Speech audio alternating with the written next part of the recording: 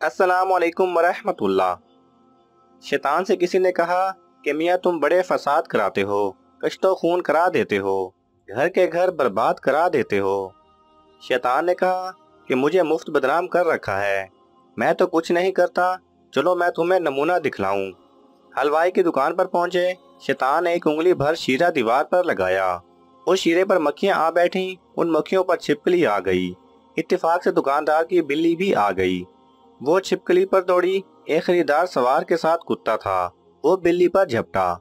हलवाई ने गुस्से में आकर एक पत्थर उस कुत्ते को मार दिया।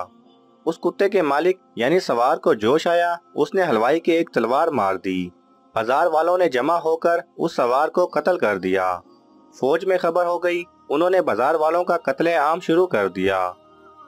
शैतान ने कहा, देखा, इंसाफ से कहें मेरा क्या कसूर, मैंने तो एक उंगली पर शीरा दीवार पर लगा दिया था, और शीरा लगाना कोई जुर्म नहीं, और किस्से में तो एक उंगली ही भर शीरा था जिसने तूल यहाँ तक खींचा।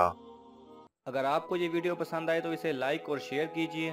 किसी भी किस्म के सवाल और इजहार राय की खातिर कमेंट्स कीजिए, और मज़ीद ऐसे दिलचस्प वीडियोस देखने के लिए हमारे चैनल को सब्सक्राइब करें और साथ में बने बेल आइकन पर लाजमी क्लिक करें।